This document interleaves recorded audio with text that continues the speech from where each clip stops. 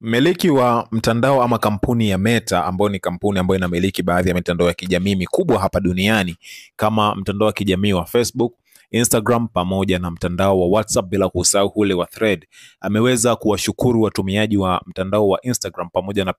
na platform hiyo ya Meta kwa kuwa ni watumiaji wazuri wa mtandao huo, kiasi cha kufanya uweze kufikisha watumiaji bilioni 3 duniani kote, pamoja na kuwa na thamani kubwa ama thamani yake kuweza kupanda maradufu zaidi ya vile ambavyo ilikuwa hapo awali. Na kwa swala la thamani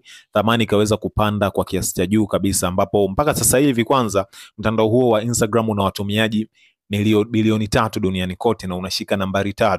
nyuma ya mtandao wa Facebook pamoja na YouTube, ambao ndo inaongoza pale juu kwa kufuatiliwa kwa wingi kweli kweli. Kwa hiyo thamani sasa hivi imeweza kufikia zaidi ya dola za Kimarekani bilioni 5, ambao ni sawa na takriban shilingi trilioni 1238 za Kitanzania, kitu ambacho ni hatari kweli kweli. Lakini pia Instagram sasa hivi imetoka kuwa ni mtandao kwa ajili ya kuposti picha, kama vile ambavyo kipindi unaripuka ama kipindi unakuja hapa mjini ulikuwa unaonekana kwamba ni mtandao wa picha zaidi, lakini sasa hivi umeenda kuwa ni himaya ya kijamii na kiuchumi, kwa maana kwamba watu wanatengeneza pesa, lakini pia wanaweza kufanya interaction kubwa sana kupitia tu mtandao huu wa Instagram. Lakini pia ukienda kuangalia jinsi ambavyo Meta imezidi kuwa imara kila siku, ni inaonyesha kwamba ni jinsi gani ambavyo Mark Zuckerberg pamoja na watu wake, kamati zake, wamekaa wamesimama kweli kweli, kwa maana kwamba ukienda kutizama katika mtandao wa Thread ambao ulianzishwa mwaka 2023